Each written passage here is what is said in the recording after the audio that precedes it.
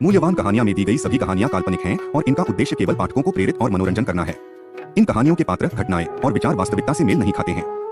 कृपया इन कहानियों को व्यक्तिगत जीवन में अनुकरणीय उदाहरण के रूप में। एक छोटे से गांव में श्याम नाम का एक किसान रहता था।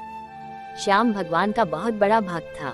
वो प्रतिदिन भगवान की पूजा करता और हर काम से पहले भगवान का नाम लेना नहीं भूलता था। उसका मानना था कि भगवान जो भी करते हैं हमारे भले के लिए ही करते हैं। श्याम का जीवन काफी सरल था, लेकिन एक बार उसकी फसल पूरी तरह से बर्बाद हो गई। लगातार बारिश के कारण उसकी फसल पानी में डूब गई और वो कर्ज में डूब गया। उसके पास अब खाने तक के पैसे नहीं बचे थे। श्याम बहुत परेशान हो गया और सोचा कि भगवान ने उसके साथ ऐसा क्यों किया। एक दिन वो अपने खेत के पास बैठकर रो रहा था। तभी वहाँ से एक साधु गुजर रहे थे। उन्होंने श्याम को रोते हुए देखा और उसके पास जाकर पूछा, बेटा तुम क्यों रो रहे हो?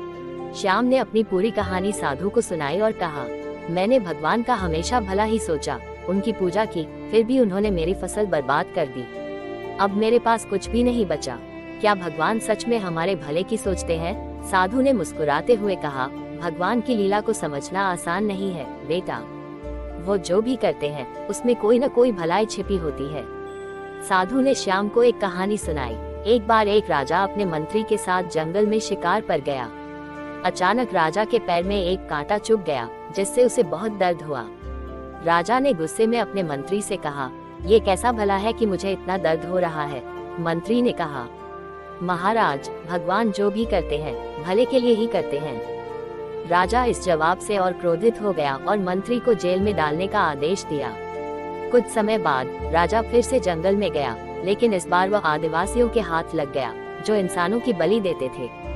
जब उन्होंने राजा को पकड़ा तो देखा कि उसके पैर में घाव है। आदिवासी केवल स्वस्थ शरीर की बलि देते थे, इसलिए उन्होंने राजा को छोड़ दिया। राजा ने उस वक्त समझा कि मंत्री सही था। श्याम ने साधु की कहानी सुनी और सोचा कि शायद उसकी परेशानियों के पीछे भी भगवान की कोई लीला है।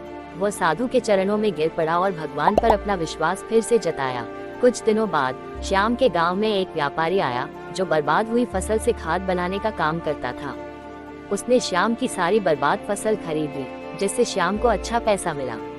श्याम ने तब समझा कि भगवान ने उसकी मदद के लिए ही फसल बर्बाद की थी, ताकि वह इस नए अवसर का लाभ उठा सके।